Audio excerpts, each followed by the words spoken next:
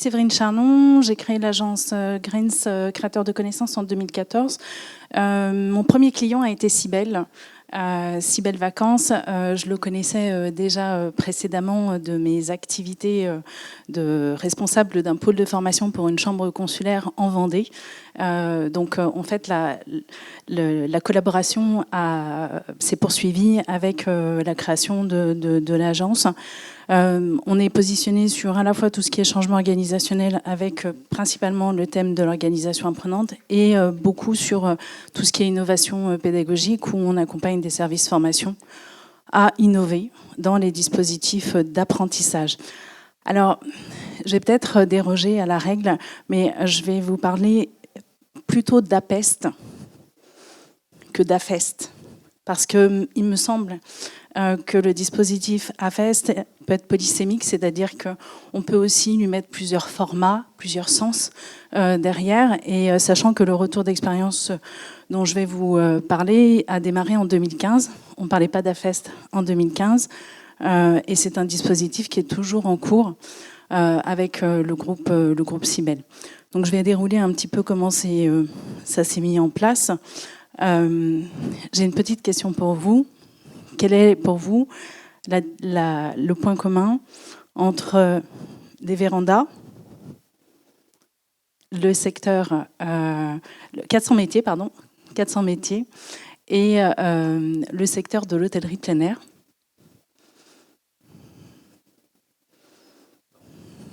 La transparence? Oui. Ah, comment? C'est chaud en été. D'autres points communs? Le métier de directeur de camping.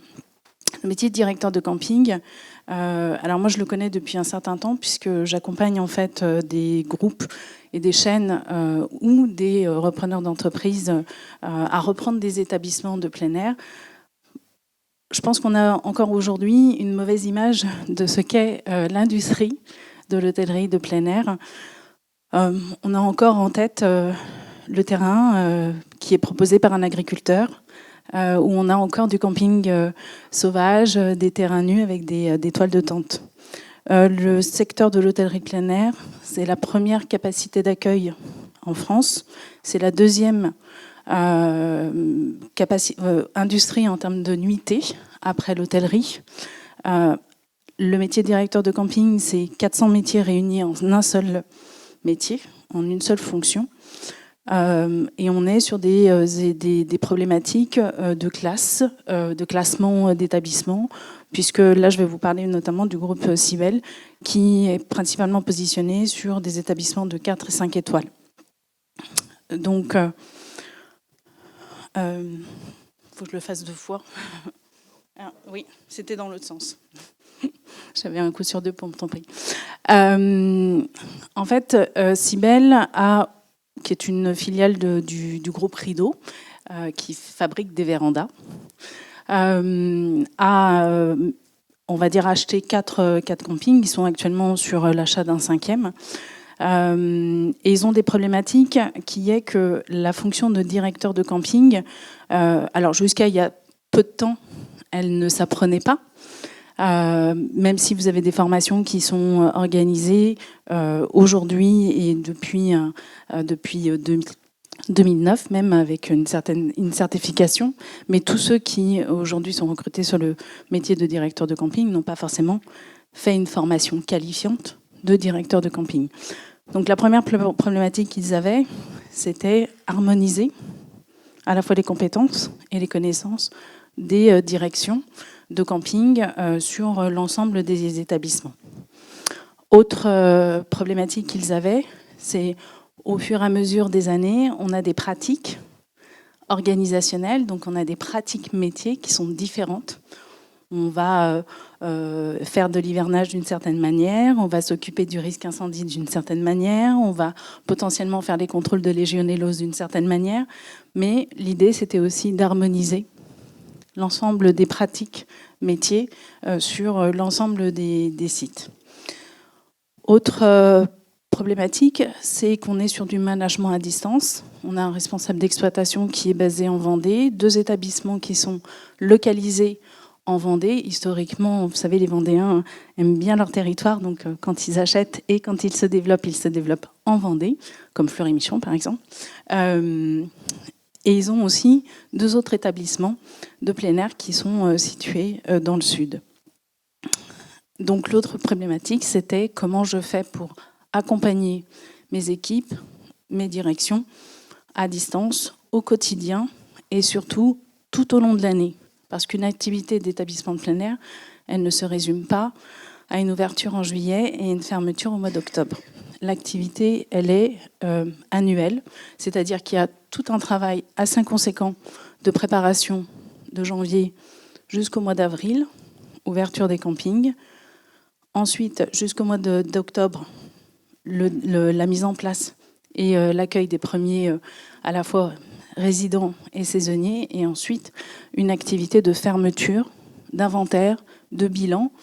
Autre problématique, c'est qu'un établissement de plein air se gère en règle générale avec peu de personnes. Donc vous avez des couples qui sont en charge. Excusez-moi pour, on va dire, ce côté un peu trop sexiste, mais les femmes sont plutôt associées à la partie administrative et les hommes sont plutôt associés à la partie technique. Autre point qui était important aussi dans le dispositif, c'était déjà de pouvoir se poser la question, c'est quoi une compétence au sein du groupe Cybelle. Donc déjà, la première chose, ça a été déjà de s'interroger sur qu'est-ce qu'on met derrière le développement de compétences, qu'est-ce qu'on englobe derrière ce terme-là qui peut être, on va dire, un peu abstrait quand on n'est pas dans le milieu de la formation, qu'on est plutôt dans un métier technique. Comment est-ce que derrière, qu'est-ce qu'on met derrière ce terme-là? Et ce qui était important pour le groupe Cybelle, c'était à la fois d'avoir une capacité, de donner une capacité à ces directions de savoir agir en toutes circonstances, mais aussi d'aller chercher en interne des ressources, ou en tout cas de les identifier, pour pouvoir répondre sur de la résolution de problèmes, sur des problématiques métiers, sur des questions qui peuvent se poser au fur et à mesure. Autre problématique du métier, c'est que le secteur de l'hôtellerie plein air a subi un certain nombre de réglementations qui sont chronophages, qui arrivent chaque année. Aujourd'hui, c'est aussi bien sur la partie technique que la partie réglementation sociale, tout ce qui est des ressources humaines, tout ce qui va être la question de l'hygiène, la question des risques, la question vis-à-vis aussi de la relation commerciale avec les clients. Donc, il y a une masse importante en matière de réglementation à maîtriser et surtout à être à jour sur ces éléments-là.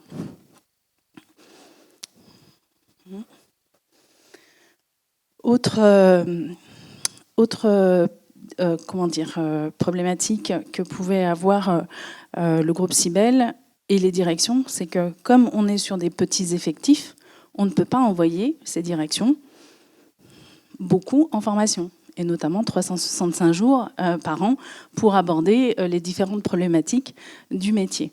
Donc l'idée, c'était comment je fais en sorte d'apporter un dispositif dans les campings pour accompagner au quotidien et au fur et à mesure de l'année et des problématiques qu'ils peuvent avoir et des contraintes et des obligations qu'ils peuvent avoir directement dans les établissements et en lien, bien sûr, mois par mois avec les différentes obligations qu'ils doivent, on va dire, respecter en matière dans leur métier. Non, je dirais ça après. Alors, l'autre aspect aussi important que je voulais aussi partager avec vous, c'est que le secteur de l'hôtellerie plein air, vous avez dans certaines familles de métiers ou dans certains secteurs d'activité ou certains groupes, une culture formation. Vous pouvez avoir une direction des ressources humaines avec des responsables formation. Dans des établissements comme ça, qui sont des micro-groupes, donc des groupes familiaux qui ont monté, qui au fur et à mesure achètent des campings, vous n'avez pas de service formation. Donc la partie formation, elle est plutôt affectée aux responsables d'exploitation. Et responsable d'exploitation, dans un sens, c'est pas plus mal. Ça n'est pas justement lié à la direction des ressources humaines. La partie formation et apprentissage, elle est affectée justement à la partie exploitation. Donc le directeur, le responsable d'exploitation, avait le souhait justement de combler un certain nombre de lacunes et de, on va dire, mise à jour en termes de réglementation qu'il estimait nécessaire pour ces directions. Il avait aussi constaté qu'il était nécessaire que ces directions aient en fait le même niveau de connaissances et le même niveau d'intervention et les mêmes plus ou moins pratiques sur les différents établissements pour pouvoir agir avec une obligation, bien sûr, et une contrainte majeure, c'est qu'il faut qu'ils puissent respecter l'ensemble de ces réglementations ou de ces contraintes parce que l'enjeu, c'est l'ouverture du camping. Si un certain nombre d'obligations ne sont pas respectées, le camping n'ouvre pas. Et aujourd'hui, on va dire que la frontière, elle est très très fragile. Alors, la première chose qui a été souhaitée par le responsable d'exploitation, c'est que justement, au lieu que ce soit un dispositif qui soit descendant, eh bien qu'on le fasse avec les directions. Donc, on a travaillé en fait avec l'ensemble des directions et le responsable d'exploitation pour déjà identifier de quoi ils avaient besoin. Mais pas en termes de connaissances ou de formation, mais de quoi avaient-ils besoin au quotidien, mois par mois, dans leur métier et dans tout ce qu'ils avaient à faire et tout ce qu'ils avaient à pratiquer. Donc il y a eu un gros état des lieux, on va dire ça comme ça, avec une grille d'évaluation qui a été faite aussi et qui a été transmise aux directions. Donc je vous montrerai un exemple. Ensuite, vous avez un entretien qui a eu lieu avec les directions pour connaître quels étaient leurs besoins, mais leurs besoins en situation de travail, pas en besoin de formation, mais de quoi ils avaient besoin pour faire ce qu'ils ont à faire. Et également les modalités. Comment est-ce qu'ils voulaient apprendre, sur quel type de support, comment est-ce qu'ils souhaitaient aussi qu'on puisse les accompagner, à quelle fréquence, de quelles informations aussi ils avaient besoin tout au long de l'année. Donc on a réalisé cette enquête en ligne. Donc les directions ont rempli, en fait, complété le questionnaire en ligne qui a été fait en partie avec les directions et surtout avec le responsable d'exploitation, qui regroupe en fait toutes les activités qui doivent être réalisées dans l'année.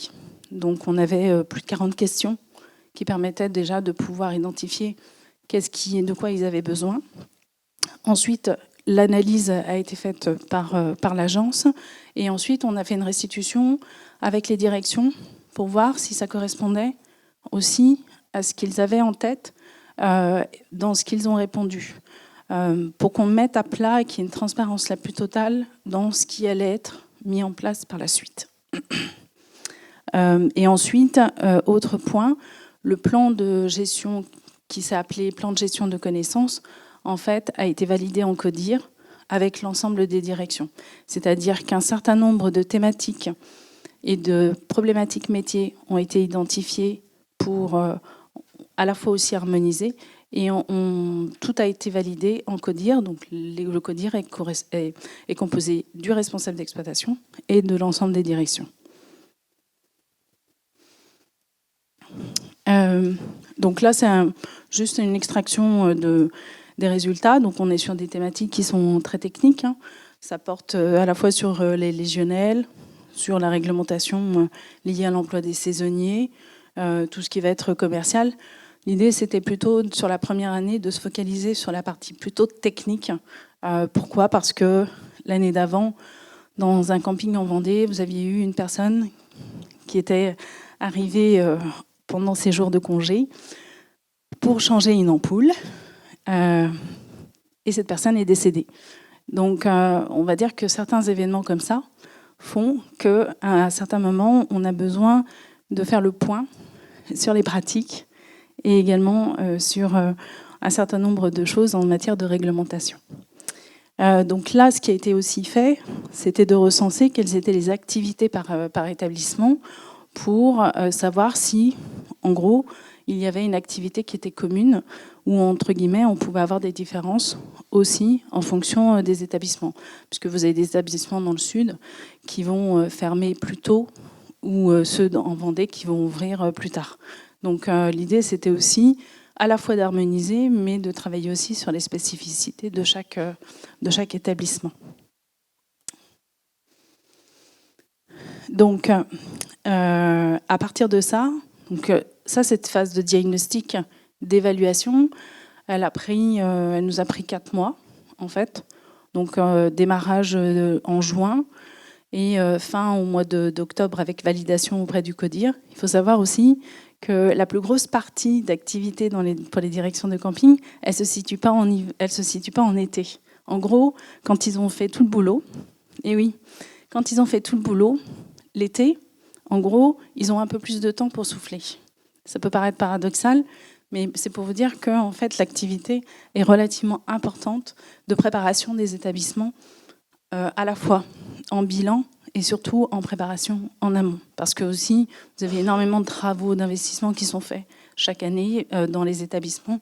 Donc, ce qui fait que ça forcément crée de nouveau une charge de travail plus importante. Donc là, en fait, vous avez la restitution qui a été faite, où on a identifié, en fait, par mois,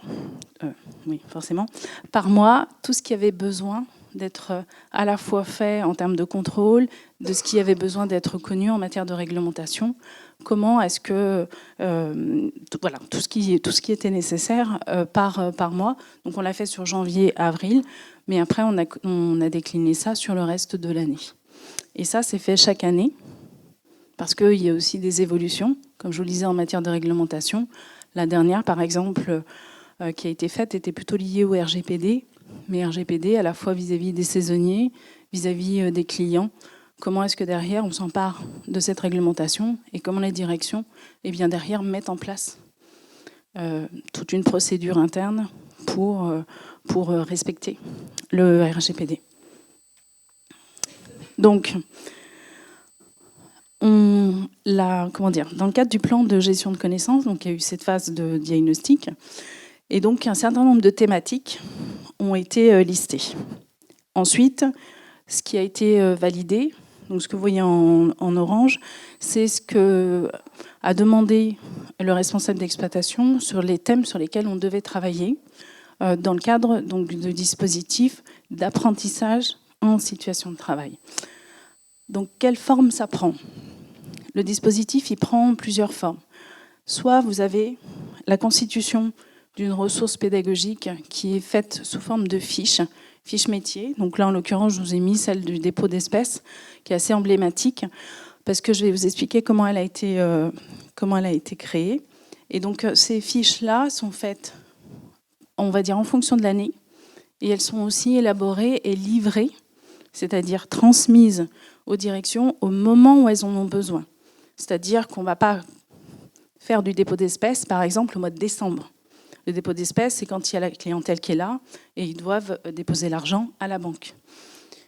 Donc, par exemple, cette fiche-là, elle a été faite avec une direction qui avait une bonne pratique de dépôt d'espèces. Et ces entretiens-là ont été faits donc, avec cette direction pour à la fois faire ressortir sa pratique dans le cadre de cet exemple-là, mais aussi qu'il soit partagé avec l'ensemble des autres directions. Donc le travail de réflexivité, il se fait aussi de cette manière-là, avec l'objectif. Ce n'est pas quelque chose qui est informel, c'est quelque chose qui va donner lieu à un support qui est fait de cette manière-là. Et on va dire la construction du document est faite aussi avec la direction. De quelles informations ils ont besoin et de quels éléments ils ont besoin à la fois dans leur métier et dans cet exemple-là pour effectuer un dépôt d'espèces. Donc on est vraiment très ciblé à chaque fois. Autre point, quand ces éléments-là sont faits, donc sur l'année, lors des CODIR, le responsable d'exploitation réalise des petites évaluations, mais plutôt ludiques, pour voir si, on va dire, à la fois les directions ont aussi consulté le document, mais aussi mis en œuvre à la fois les procédures qui sont demandées et aussi, ça peut être aussi sur de la connaissance plutôt réglementaire. Est-ce que c'est connu et est-ce que c'est appris? Autre point, c'est que les visites, lors des visites sur site, et notamment quand on est sur notamment une harmonisation de procédures, vous avez des directions qui maîtrisent un peu plus le sujet, vont sur les autres sites pour accompagner les autres directions dans la réalisation de la tâche qui est à réaliser. Mais encore une fois, on est par réalisation de tâches par mois.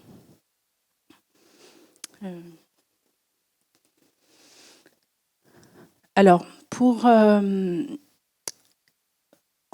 donc aussi pour poursuivre, ce dispositif est toujours en cours.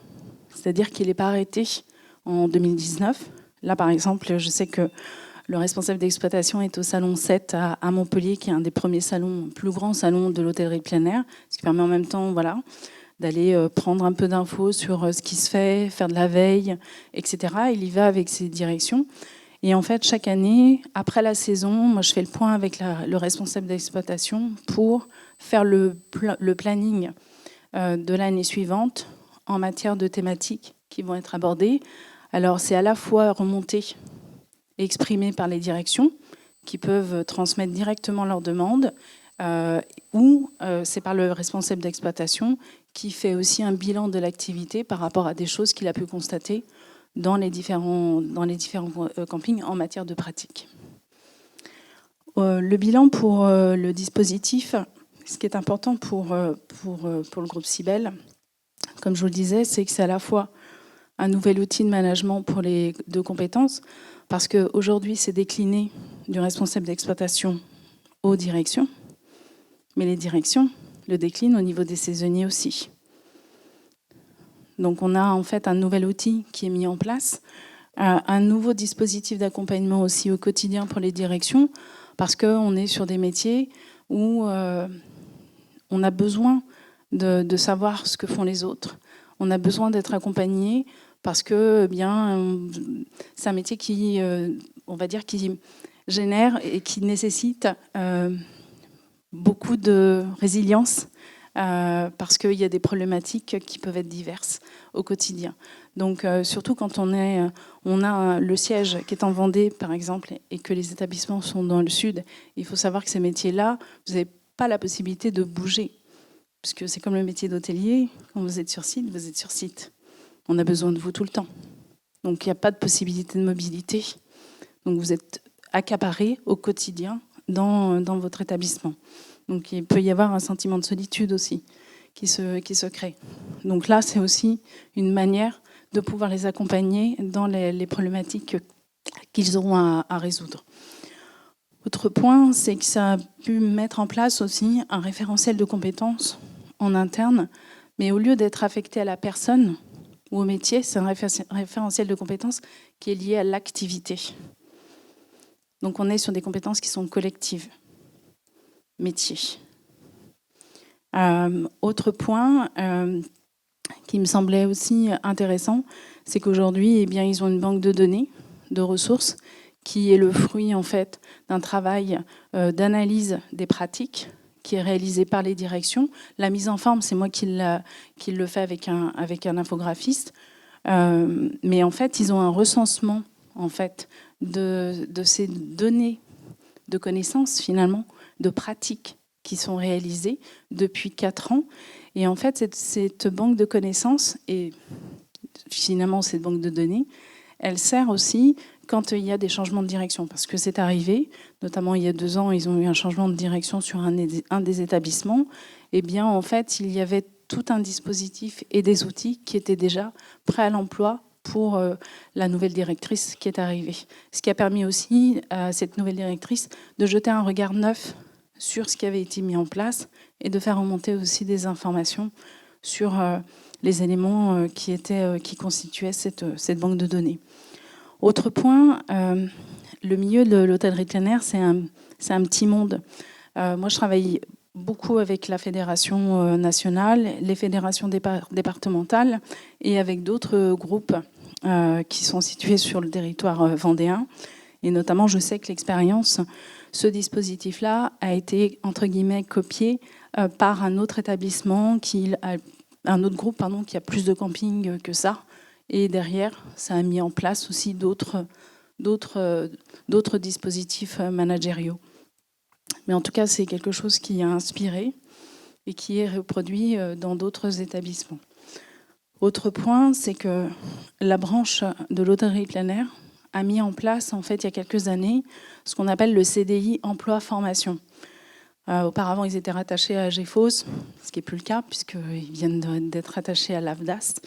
En fait, le dispositif CDI emploi-formation, c'est un des rares contrats qui existent dans le secteur de l'hôtellerie plein air, où en fait, quand vous êtes embauché, vous disposez de 500 heures de formation dans l'année pour pouvoir former vos collaborateurs. C'est spécifique à cette branche-là.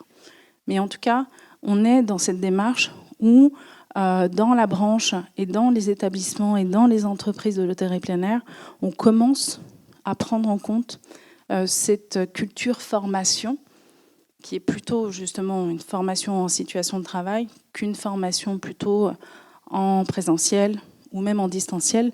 Je vous dis ça parce qu'on a fait une étude pour la branche de l'hôtellerie plein air sur les pratiques numériques. Voilà, il y a un grand chantier sur ce sujet-là. Et aussi au niveau des fédérations départementales vendéennes que j'ai accompagnées pour notamment mettre en place des webinaires, ils ont aussi, pas réévalué, mais en tout cas réfléchi autrement comment accompagner les professionnels de l'hôtellerie plein air qu'en dehors de faire venir les gérants ou les directions dans une salle de formation, alors qu'ils savent qu'aussi il y a beaucoup d'absentéisme et ils ne viennent pas. Donc en fait, il y a toute une réflexion qui est à la fois structurelle au niveau de la branche pour, on va dire, apprendre différemment dans ce métier, dans ces métiers. Et on avait, justement, ça a été un des articles qui avait été coécrit avec le responsable d'exploitation sur l'expérience qui avait été menée, puisqu'au départ, on est parti sur une expérience, on ne savait pas si ça allait fonctionner. Justement, cet article-là a permis justement de diffuser ce dispositif-là, qui, justement, comme je vous l'ai dit, a été plagié, entre guillemets, par un autre groupe avec qui j'ai travaillé. Et je sais que c'est des choses qui sont mises en place très concrètement. Voilà. Merci.